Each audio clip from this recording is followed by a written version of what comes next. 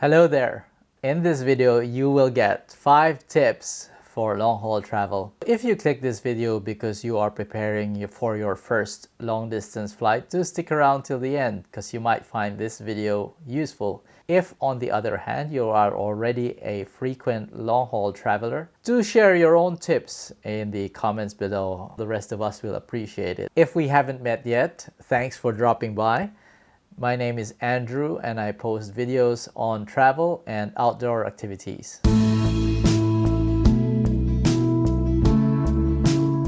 Some weeks back, I flew from London to Manila. My first leg, London to Manila, was 13 hours. I transited in Kuala Lumpur International Airport for another 3 hours and then continued on to Manila for about 4 hours. I left London at 11 o'clock in the morning.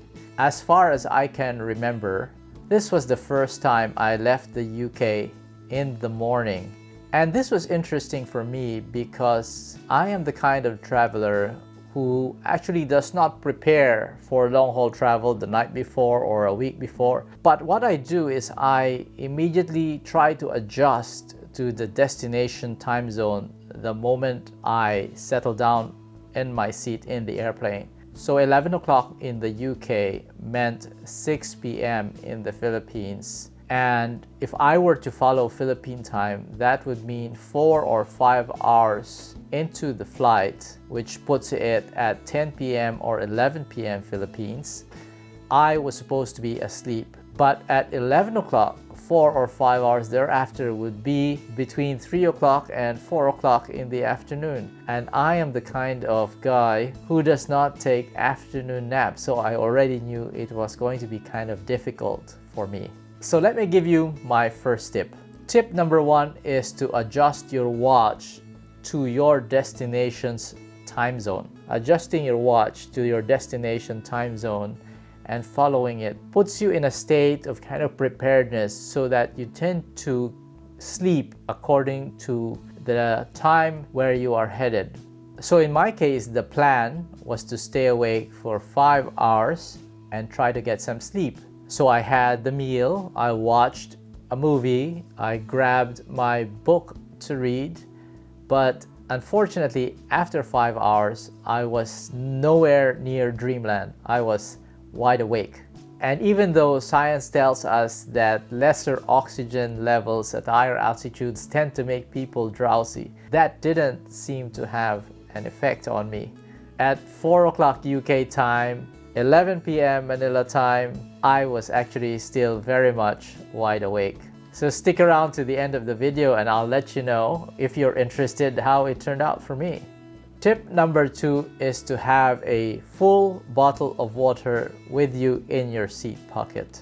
The air circulating around the plane has lower levels of moisture, which could make people thirsty more often. For me, the best liquid to counter dehydration is plain water. So I minimized on the juice, did not take coffee or tea at all, and certainly no alcoholic drinks, just to try and put myself in a drowsy state. And if you're like me, you can feel the relief right away with every little drink of water.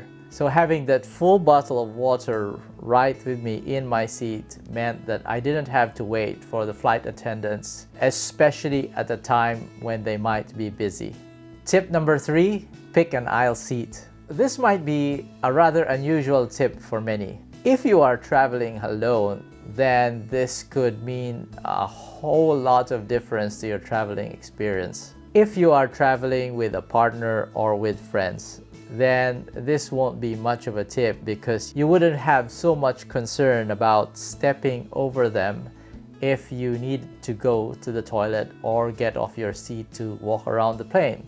Traveling long haul makes people gassy, so that means more likely than not, during your flight, you may feel bloated, uncomfortable, and you may want to get up and go to the toilet to release some gas. Well, I'm not bold enough to do that in my seat. Having a seat at the aisle allows me to just get up at my convenience and walk to the toilet. The other reason is that sitting for long positions increases the risk of what they call deep vein thrombosis, or DVT, which basically is a blood clotting on our legs from long sitting positions. So on long haul flights, it's really good to get up every so often to improve the circulation in our legs and minimize the risk of DVT. But of course, choosing an aisle seat has its downsides. For example, you don't get to see the view right outside the window. Plus, you have to get up if your seatmate needs to go. But for me,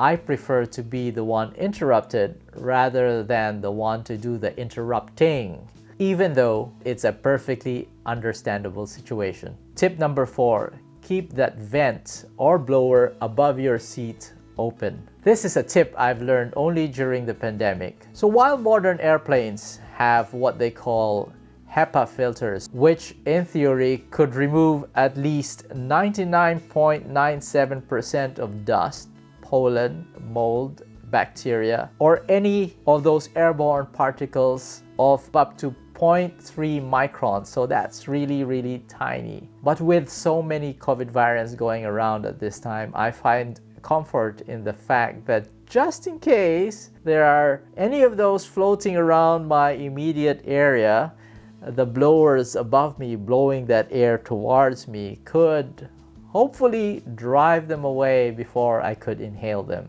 Which leads to my final tip: bring a hoodie. Now, a jacket will be useful because it keeps you warm, but a hoodie covers your head.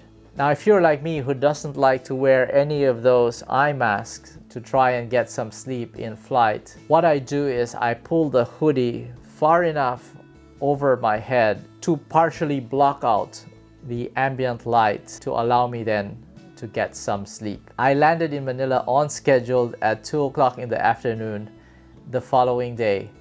So as it turns out, all my worries about that knocking off my circadian rhythm and feeling jet lag are totally unnecessary. I slept less than 5 hours on that London to Kuala Lumpur flight.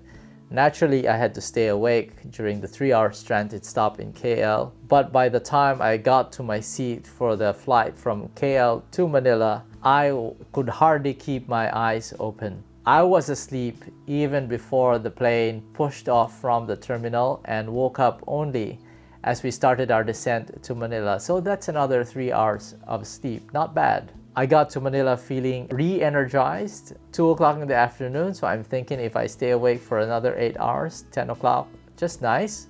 I could probably get to sleep without much problems.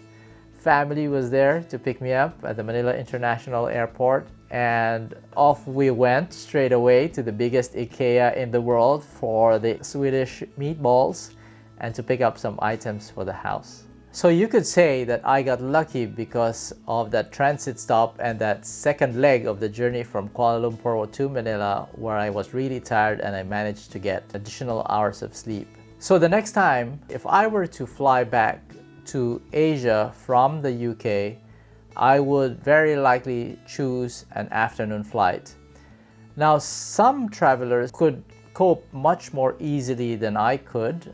Everyone is different, but this first experience for me leaving UK in the morning proved difficult. If I did not have that second leg to Manila, I would probably be in very bad shape. So those were my 5 tips for long-haul travel, which I hope will help you when it's your turn. If you liked this video or found it useful, please give it the old thumbs up. Subscribe if you are into travel and outdoor activities, and hit that notification bell so that you can be alerted every time we have a new upload.